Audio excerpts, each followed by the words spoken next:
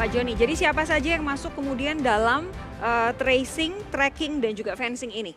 Jadi kalau yang di dashboard ya, yang di dashboard itu pasti Kemenkes akan mengisi nomor telepon dari pasien ya, dari PDP, dari ODP untuk bisa melihat mereka kemana. Oke, Tentu jadi atas PDP dan izin. ODP ya? PDP, ODP sama pasien ya. Itu di situ nanti tentu dengan konsen mereka ya. Betul. Ya, dengan konsen mereka dimasukkan dan mundur beberapa 14 hari ke belakang bisa dilihat mereka bergerak kemana saja. Itu bisa di mapping langsung.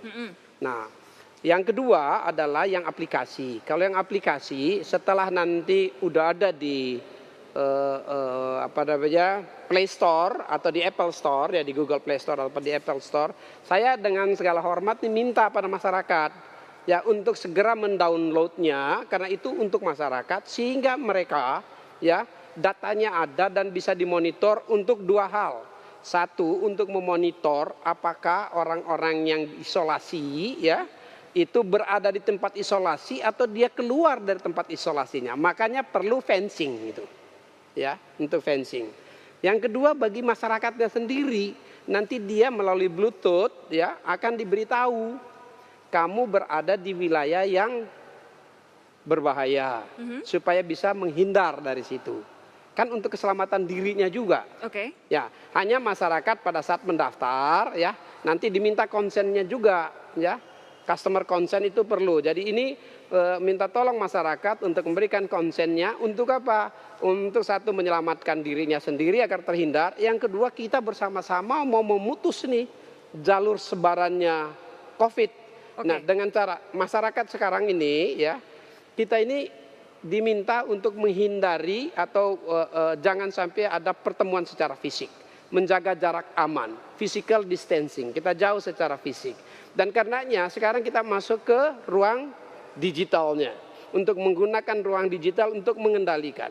Di sini juga ya nanti akan terlihat Sofi, ya, di mana ada kerumunan massa. Dan melalui tracking yang ada dari handphonenya akan kelihatannya di mana terjadi massa yang bergerombolan berkumpul. Sehingga aparat bisa ke sana membubarkan mereka karena bisa saja di situ sudah ada ya virus-virus yang berbahaya untuk masyarakat. Nah, jadi sekali lagi begitu pentingnya sistem ini untuk membantu agar ya kita bisa memutus mata rantai virusnya. Begini, Anda tadi bilang yang akan nomornya atas konsen dimasukkan ke dalam sistem adalah pasien, ODP dan juga PDP supaya pemerintah tahu kemana pergerakan mereka 14 hari ke belakang. Apakah kemudian ini hanya untuk informasi pemerintah atau kemudian bisa juga dibuka kalau kepada yang publik? Dashboard itu hanya di pemerintah untuk surveillance, untuk memeriksa, ya. Tetapi kalau yang aplikasi itu seluruh masyarakat. Nanti mungkin download sendiri. Melalui sistemnya akan terlihat masyarakat. Misalnya Sofi ya, dengan handphonenya lagi pergi ke satu tempat. Di tempat itu ada seorang yang dekat jaraknya 2 meter sampai 5 meter dengan Sofi. Ternyata yang membawa virus. Kepada Sofi nanti dikasih tahu melalui sistem, melalui operator seluler akan bilang, Sofi ya, kamu di wilayah yang berbahaya ya untuk menghindar dari situ. Kalau Bluetooth-nya mati ya, maka akan disampaikan supaya melalui satu sistem cara ya supaya Sofi tahu menghidupkan Bluetooth. Ya, kalau tidak juga nanti ada 2 lapis caranya yang memberitahu kepada. Tapi ini berarti hanya akan diberitahu bahwa proximity-nya dekat, bukan siapa orangnya, yang mana orangnya kan ya? Orangnya tidak. Tapi nah orangnya siapa kan masing-masing punya nomor handphonenya. Handphonenya kan rahasia. Rahasia, betul. Gitu. Pak Joni, kalau kemudian ini kita membayangkan skenario terburuk. Andai kan kemudian yang orang-orang yang nomor handphonenya ada di dalam sistem, kemudian meninggal dunia misalkan karena penyakitnya sudah parah. Apakah ini juga bisa terlacak? Oh, terlacak pasti. Caranya? Ya, kan dia kalau penyakitnya parah kan terlacak dia ada di mana. Posisi dia ada di mana itu ada dengan catatan tentu dia ya harus memasukkan dulu nomornya. Satu, kalau dia sudah upload ya kan tahu. Kalau dia sudah berikan nomornya dan nomornya masuk di dalam dashboard, tahu dia ada bergerak kemana. dia sendiri sekalipun di satu tempat ya, akan terlihat dia ada di mana. Oke. Karena di dalam sudah ada titiknya, sudah ada warnanya. Kok itu di mapnya kan kelihatan.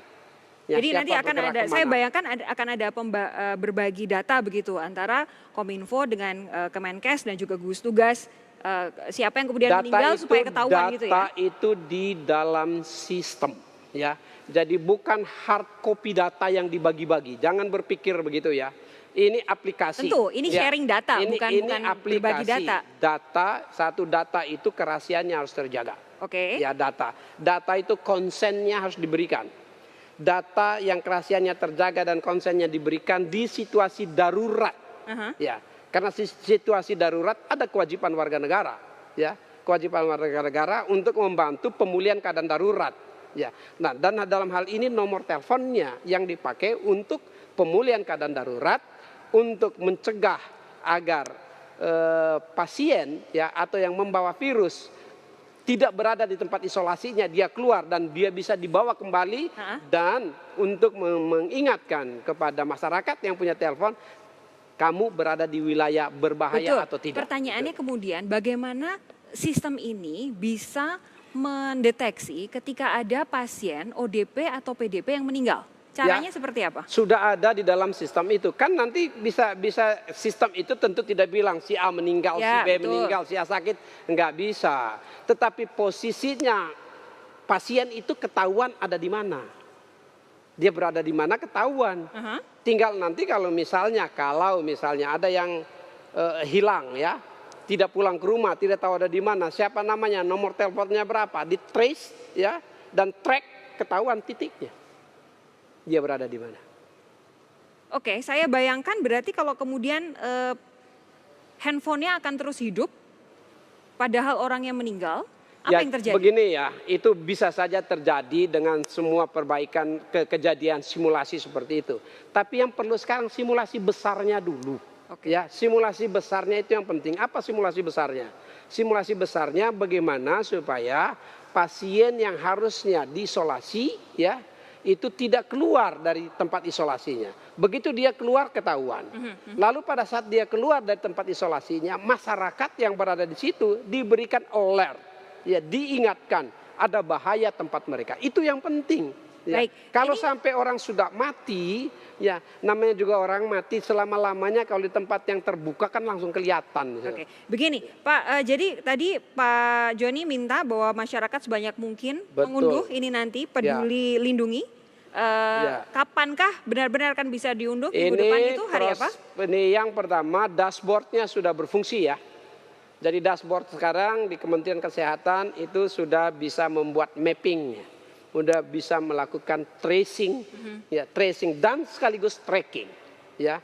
Pada saat keluar dari wilayahnya bisa juga langsung mengingatkan fencing, ya, untuk memagari agar dia kembali. Ya itu sudah bisa. Tetapi yang terkait dengan aplikasi kan ada tahapannya. Ya tahapannya harus berbicara ya dengan misalnya dengan ini Google Store, ya. Google Play Store harus berbicaranya juga nanti dengan Apple, ya. Targetnya kapan jadi? Ya kita targetkan secepat-cepatnya, mudah-mudahan middle ya, pertengahan minggu depan semuanya sudah. Dan ini ya bukan sekedar sudah siap, ini kan harus disosialisasikan, ya, harus disampaikan pada masyarakat.